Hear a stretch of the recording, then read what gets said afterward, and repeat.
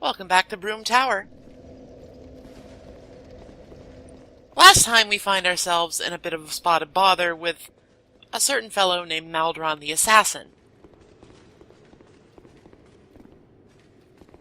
Today it is time to settle the score. I'm not just going to leave that unanswered.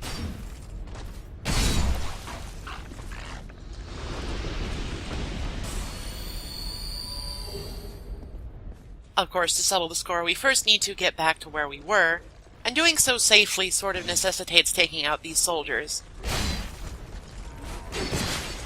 Some of them can fire arrows at you while you're crossing the chain, and that's a little... It can be dangerous. It's usually not a big deal, but I feel like I've died enough, so...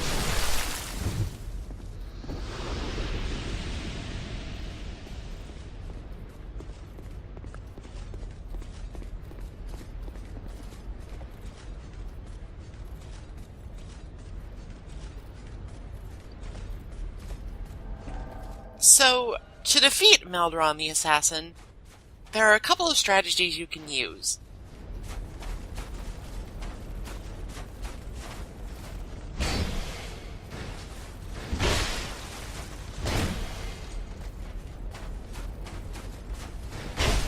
Fighting him out in the open normally is possible, but his lance has kind of ridiculous tracking.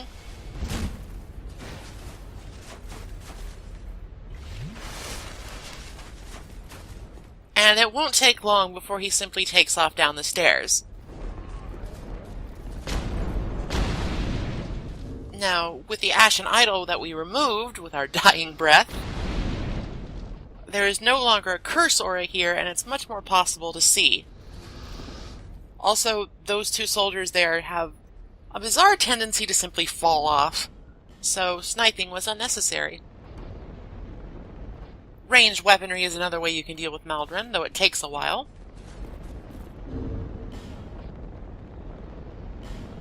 I have found that the most reliable way is to simply go for the good old-fashioned sword and shield, or spear, approach. Despite how powerful his champion's lance is, Grand Lance, whatever it's called, it doesn't actually do any sort of magical damage, so a 100% block physical shield, like the Royal Kite Shield, will stymie it pretty effectively. It doesn't even do that much stamina damage. Of course, just to get down to him, we sort of need to fight our way down the stairs, which is home to Ashen Soldiers and Possessed Armors. They're not as big of a deal as they were when they were immortal, but it's still something you need to be aware of.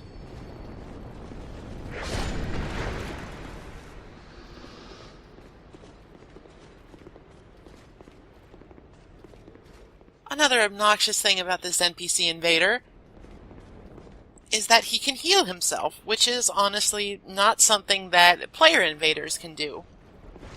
He has access to Estus flasks, which is completely against the rules.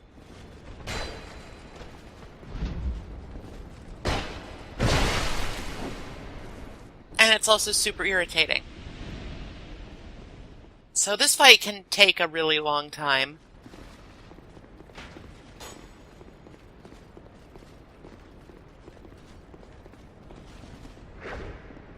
There's a possessed armor on either side of him going up and down. So, kiting him back like this is fairly safe, once you kill the first one. Trying to engage him down there with the armor is very difficult.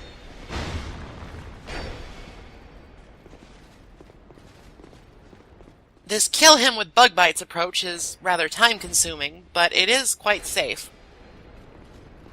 He can try and guard break you, so you need to keep backpedaling. The little piece of shit will also throw corrosive urns at you just to make your equipment worse.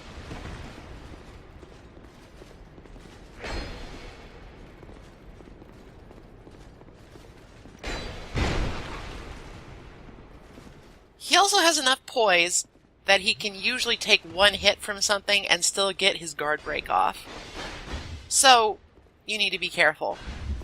Always keep backpedaling unless you're attacking, and don't press your advantage too much.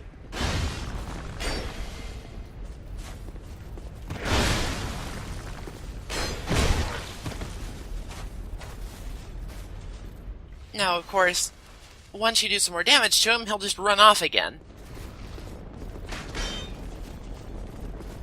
This more or less works out here, because we need to take care of this possessed armor before we can really do anything. With him out of the way, we have much more room to maneuver.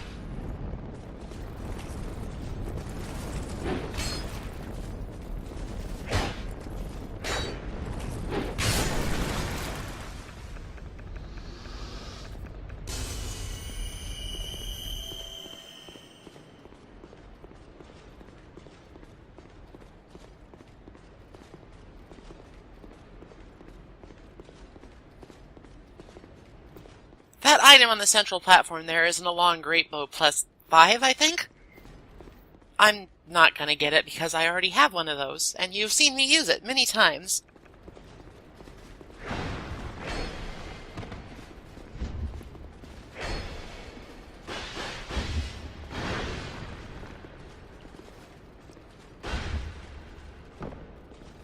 Now, that is a bit of an issue that can happen. You can get knocked off to the bottom of the stairs, and it's sort of terrifying.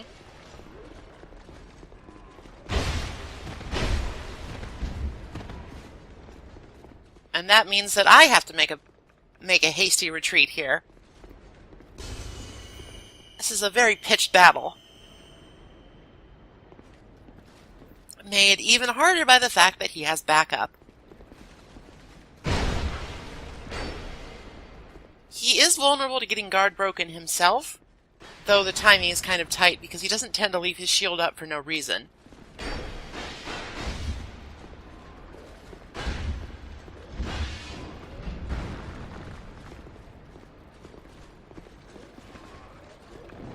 A new challenger has joined the fray.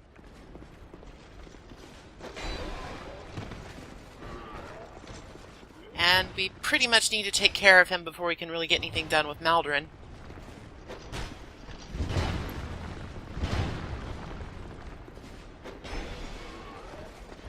Maldron, like most things in this game, is quite weak to poison. I don't know how that got through my shield.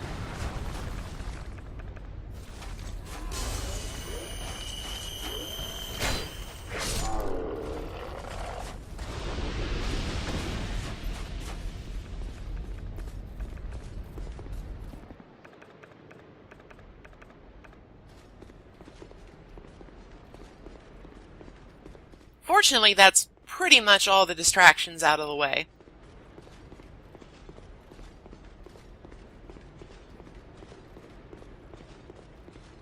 If I can just avoid getting knocked off again, it should be smooth sailing.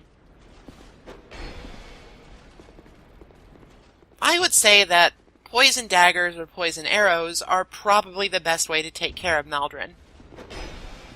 You can continue to kite back and be safe from most of his attacks while pelting him. And it doesn't take too many to actually get the poison to proc.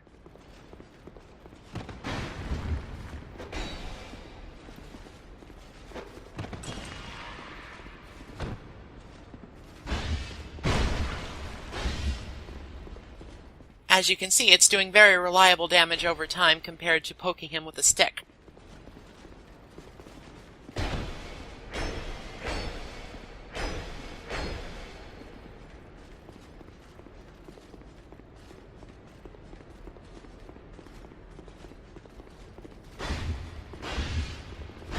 If you can keep on him, he won't have a chance to heal himself.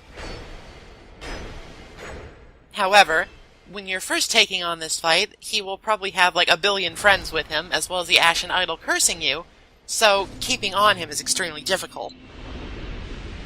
Once you manage to close that distance, and you can get him one-on-one, he's not especially terrifying as a one-on-one opponent.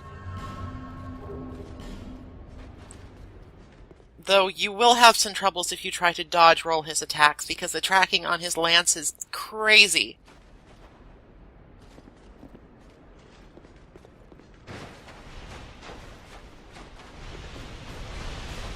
This game tends to have problems with tracking quite a bit, but I honestly have not encountered it more than with Maldron.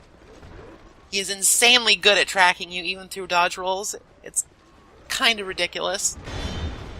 Now, of course, even with him defeated, there is still this posse of 3 ashen shoulders that we need... ashen shoulders.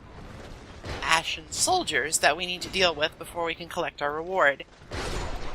It's not too difficult, but if you're drained from the fight and not expecting it, then this can be kind of the straw that breaks the camel's back.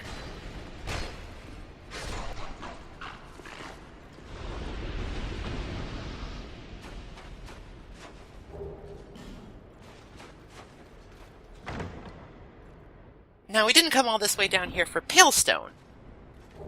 Our reward, the Majestic Greatsword, is a very unique weapon.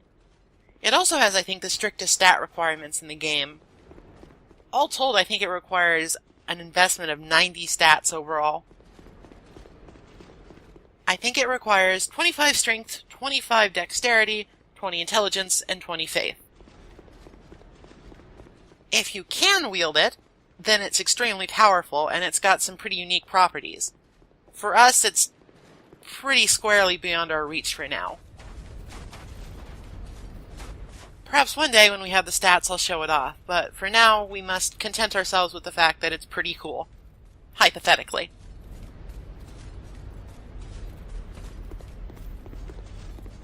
Now, with the first third of the video dedicated to taking out Maldron, we can actually get back to things that matter.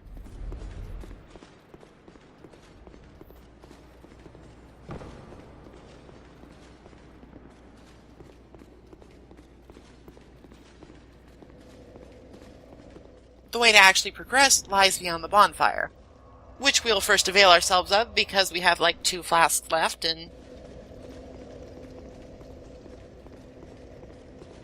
this area doesn't really get much easier as time goes on. Before we leave, there are 1 or 2 goodies to pick up here. Of note, the Spell Quartz Ring +3. Very high magic defense. I believe now we have every variety of +3 ring. At least in terms of elemental resistance.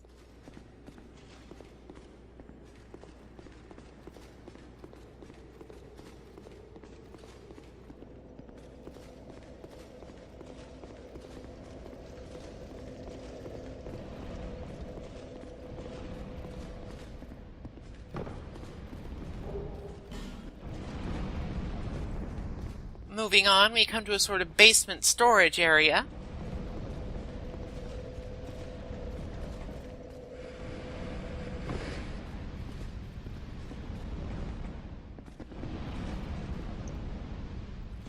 And while it might seem like a good idea to avail ourselves of those water pots, we really don't want to do that.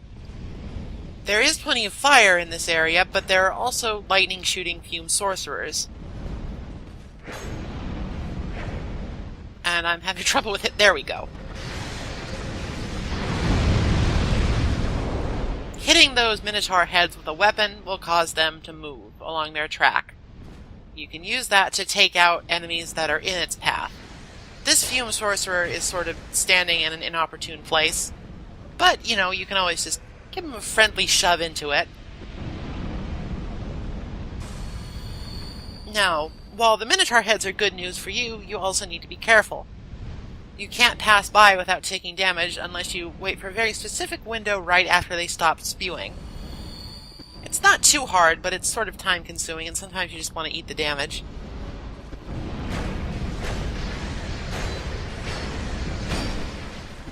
This demonstrates one of the Fume Sorcerer's more annoying abilities. They can sort of disappear and appear at will. I won't really call it teleportation, because it seems more like they're just using stealth. Either way, it lets them get pretty advantageous position on you, and it lets them disengage and engage at times that are sort of inconvenient. This isn't going quite as I had planned. And taking on 2 sorcerers at once is sort of a bad idea.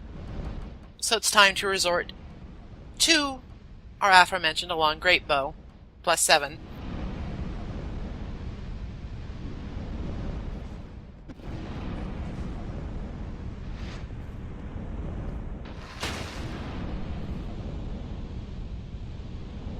With a little bit of ingenuity, we can simply knock him back into the flames, and wait for that to do our dirty work. Of course, the one behind the flames is a little bit trickier because we have nothing to knock him into, unless we had some sort of strange vacuum arrow. That'd be pretty cool, actually. I'd like one of those. Maybe in the third one.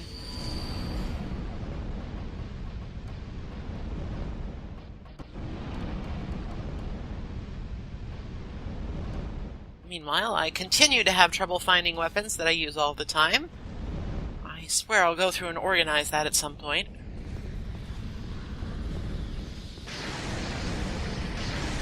The spikes on the side will hurt you if you sort of jam your face into them. It's legitimately sort of difficult to actually get hurt by them, but they are there, so be careful. You could also use that to your own advantage against the sorcerers if you had a weapon with a lot of knockback. The final challenge in this series of rooms is another Iron Warrior.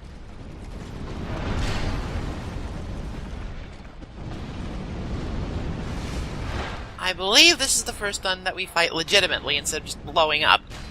And they are extremely dangerous. Probably some of the most dangerous enemies in the game. Their huge clubs have tremendous reach, they do a lot of damage, and to make matters worse, circling around them is not necessarily a good strategy because they have those annoying lava spurts coming off their shoulders.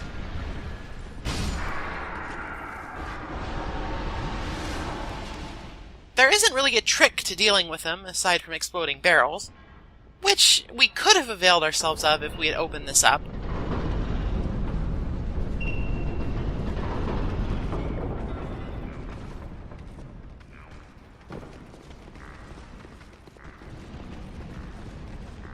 You simply need to be careful, be diligent about your dodging, and not get too greedy when you're counterattacking.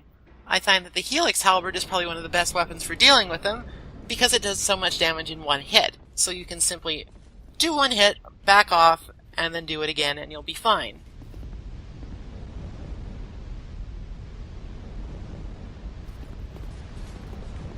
Before we proceed over across the other chain, we do want to head back here, be disappointed by the lack of a secret door, and head up this ladder. This will unlock a shortcut.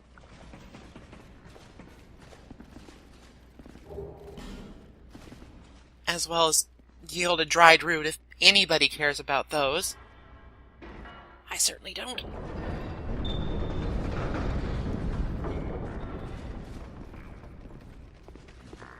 By opening up that gate, we have a clear shot right back to the bonfire, which I will avail myself of.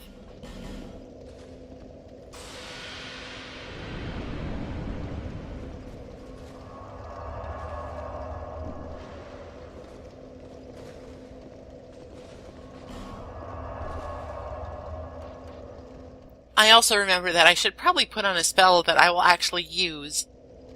I believe that I settle on Magic Weapon, just because that's a pretty good standby.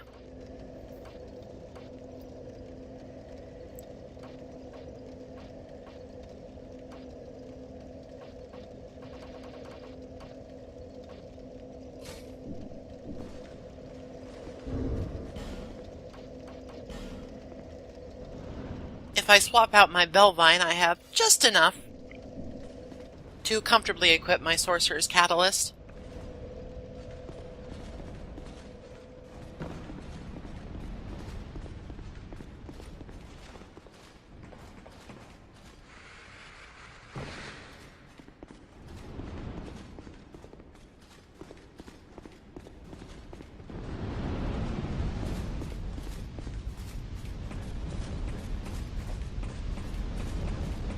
This side tower is our next destination. I am a little confused why the best way the Iron King could come up with to link his towers was really sketchy looking iron chains, but I think that guy had a very, very unique and very ardent sense of aesthetics, so he went for a very, very certain kind of form over function. This tower is inhabited solely by these guys, Ashen Crawlers. True to their name, they are ash and they crawl. They are not particularly dangerous, they have a lot of health, and their leap attack has surprising range, but once you know what to look for, they can easily be thwarted simply by hitting them with long-range weapons with heavy attacks and simply sidestepping when they launch at you. It's not a big deal. They also can sort of flail their arms at you just normally like a normal combo without leaping, but that has such short range that it's really not anything to be concerned about.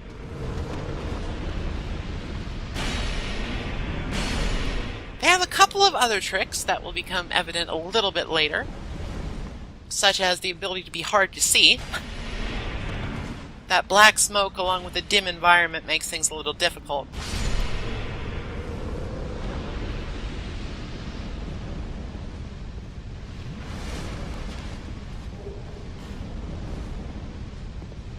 As a word of warning, I would recommend against lighting up those oil torches. They tend to cause a lot more harm than good.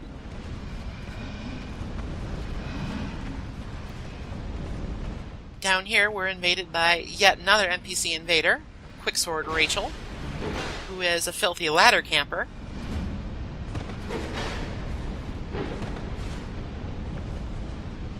Despite this, she is a much more honorable opponent than Maldron was.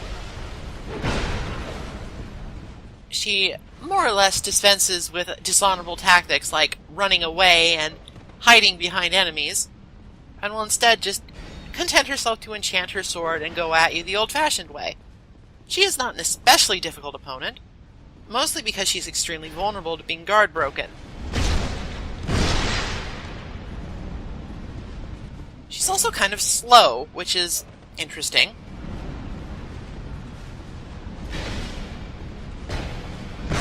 She can, however, do a lot of damage in a hurry, so be sure to utilize the fact that you're quite a bit faster than her.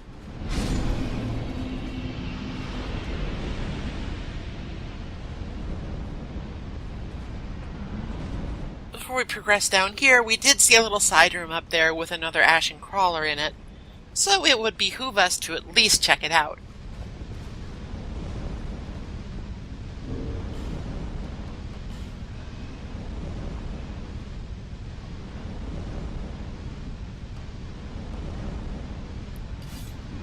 To save on durability, a mechanic that is really sorely noticed here after coming back from Bloodborne, let me say, we just go ahead and fall again. Platforming is difficult. It's always difficult. I don't know why they insist on it. What is really gained by putting this in your video game?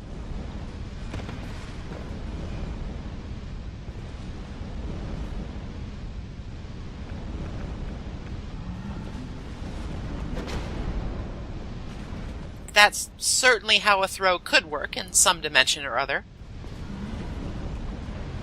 We have to deal with that crawler, and in these rather confined spaces, that can be a bit of a challenge. Fortunately, this firebomb landed on its mark and demonstrates the secondary form of ashen crawlers. If you light them on fire, they sort of go berserk. They move much faster, they're more aggressive, they do more damage, and simply standing near them causes some fire damage over time. However, you can use all of those things except the damage over time to your advantage. They have one more trick that will become evident in a few seconds, really.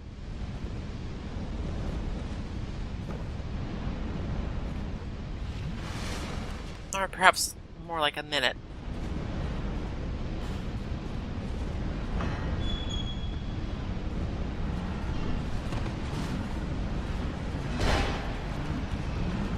This lower floor is filled with doors, most of which are filled with ashen crawlers.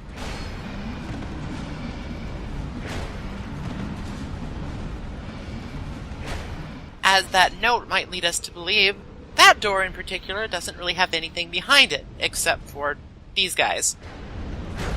Not really a good time.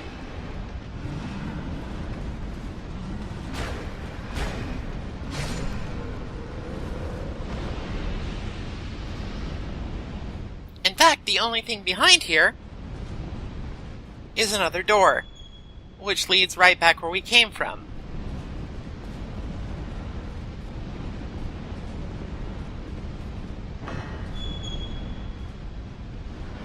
Ah, here we go. I believe that one is scripted to do that when you open the door.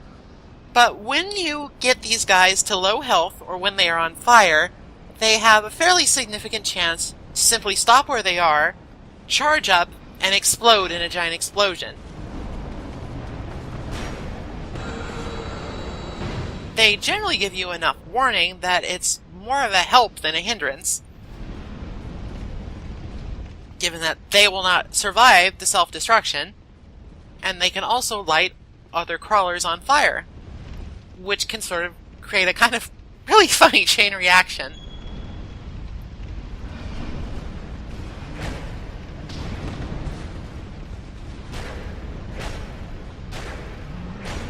It does have its dangers, of course. If you do get clocked by an explosion, then you're gonna hurt quite a bit.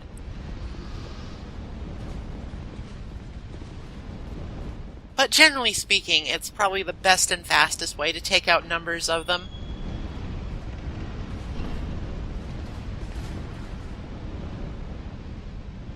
There's nothing in this room but items, which makes me suspicious. There's actually a fume sorcerer in here who can just sort of phase through my shield with his fists. It's weird. I guess that's why he's a sorcerer. He's magic.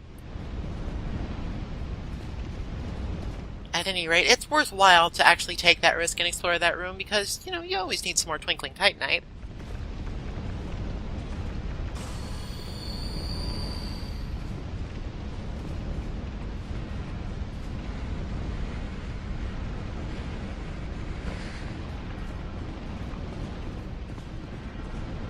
Down here on the bottom floor of the tower, things are strangely quiet.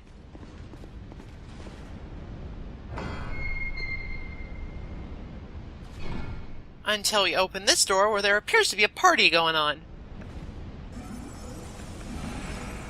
There are a lot of ashen crawlers in this room, so be careful.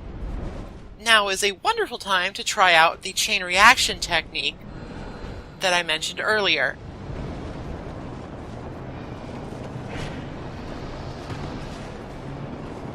By simply tossing a firebomb, a fireball, or a fire arrow at one of them,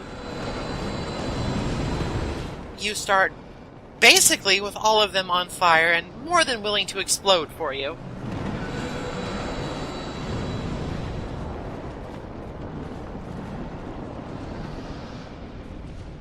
Simply kiting them around and sort of cordoning them off in this choke point is a perfectly reasonable way to simply let them kill themselves.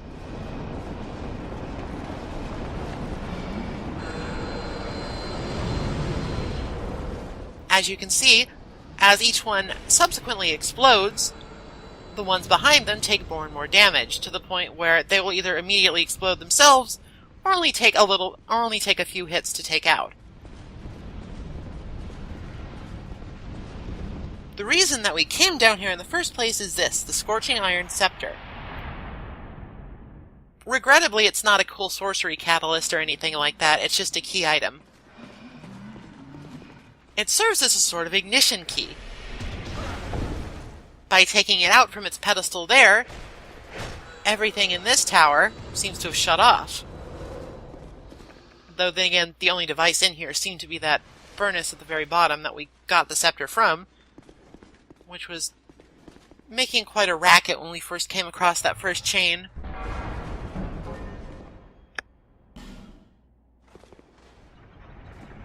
What could that mean?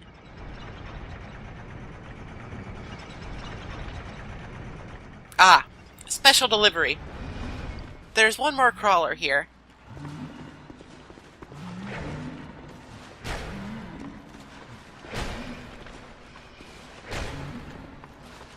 Given how slow they are, it's entirely possible to simply run around him after you get him off the platform and take the elevator up yourself.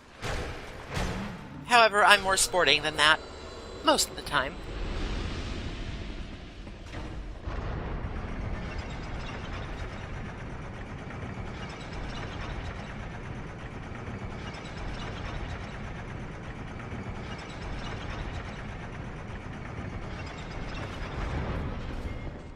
short elevator ride later, and we're back right where we started.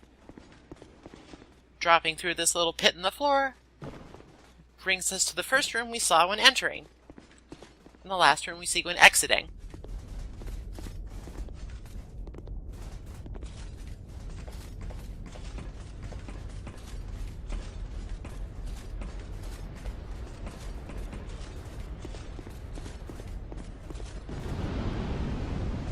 Now that we're back in the main tower, we can see if we can put this iron scepter to good use.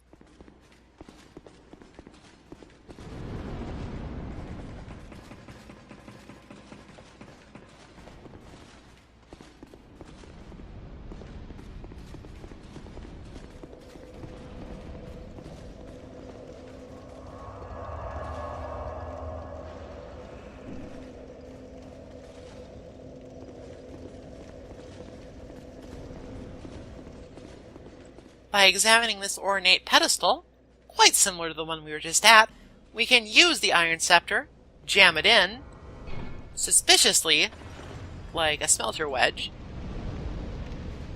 and in doing so, we ignite the tower's main furnace. This in turn activates all of the latent mechanisms that were dormant on our descent. As you might expect, this opens up a great number of pathways. Doesn't do anything for this door, though, which remains locked.